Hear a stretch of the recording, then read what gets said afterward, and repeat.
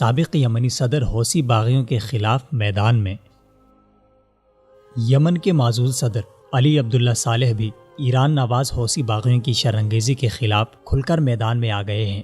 حوثی باغیوں کے حامی اور ان کے حمایت یافتہ سمجھے جانے والے علی عبداللہ صالح نے اپنے ایک تازہ ترین انٹرویو میں کہا ہے کہ یمنی عوام ایران نواز حوثی باغیوں سے بغاوت کے لیے اٹھ کھڑے ہوں۔ الیمن ٹی وی کو دیے گئے ایک براہ راست انٹرویو میں علی عبداللہ صالح نے کہا ہے کہ حوثیوں نے ریاست کے اندر ریاست قائم کی ہے، جگہ جگہ اپنی چیک پوسٹس بنا رکھی ہیں، سڑکیں بند کر کے لوگوں کو مصیبت میں ڈال رکھا ہے، جبکہ عوام پر ظلم و ستم کر کے اپنی رٹ قائم کر رکھی ہے۔ اپنے اس انٹرویو میں علی عبداللہ صالح کا کہنا تھا کہ یمنی لوگوں نے حوثی جارحیت کے خلاف بغاوت برپا کر دی ہے، کیونکہ حوثیوں نے یمنی شہریوں کے خلاف اشتعال انگیز اور دہشت گردانہ کارروائیوں کا سلسلہ جاری رکھا ہوا ہے، جبکہ معزول صدر نے یمن سے فوجی حکمرانی کے خاتمے کا مطالبہ بھی کیا ہے۔ ساتھ ہی یمنی عوام اور حکام سے التماس کی ہے کہ وہ حوثی باغیوں کے کسی بھی قسم کے احکامات کو تسلیم کرنے سے گریز کریں اور ان کے ظلم و ستم کو قبول کرنے سے انکار کریں۔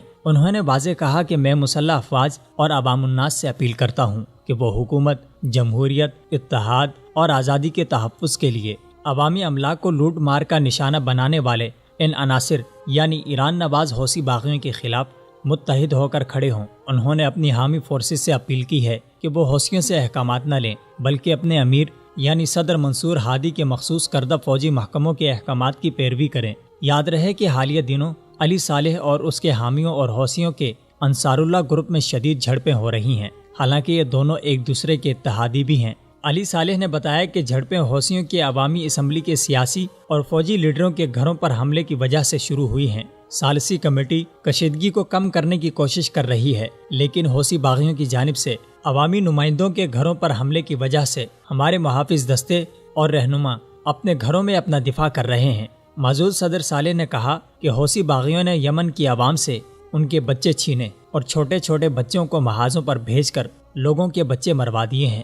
یاد رہے کہ ایران نواز حوثی باغیوں کے خلاف خود ہی انہی کے لوگ میدان میں نکل آئے ہیں۔ صنعاء پر قابض حوثیوں کے ظلم و تشدد اور طرح طرح کی پابندیوں سے عاجز آ کر یمنی عوام نے ان پر حملے شروع کر دیے ہیں، جبکہ دوسری جانب علی عبداللہ صالح اور عبد المالک حوثی کے آپس میں متحد رہنے والے اتحادی بھی آپس میں لڑ پڑے ہیں اور دونوں گروپوں میں اس وقت شدید جھڑپیں جاری ہیں۔ ایران کی مداخلت سے یمن میں پیدا ہونے والی بدامنی اب بدترین جنگ بن چکی ہے۔ ایک طرف اتحادی فورسز اور ایران نواز باغیوں میں لڑائی جاری ہے، تو دوسری طرف حوثی آپس میں مصروف جنگ ہیں۔ ایسے میں سب سے زیادہ نقصان یمنی عوام کا ہو رہا ہے۔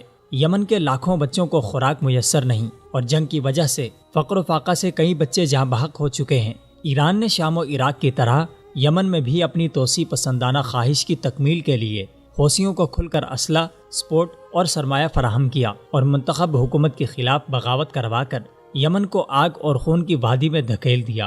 اب یہاں بھی ایران خود کو ایک متبادل قوت کے طور پر سامنے لانے کے لیے تیار ہے۔ ایران کی شروع سے یہی روش رہی ہے کہ وہ مداخلت کے بعد خون ریزی کرواتا ہے اور اس کے بعد خود فیصل بن کر آتا ہے، مگر یمنی عوام کو ایران اور اس کے اعلی کار حوثی باغیوں کے خلاف شدید مزاحمت کی ضرورت ہے تاکہ وہ امن کے دشمن اور بزرگ شیطان سے چھٹکارا پا سکیں۔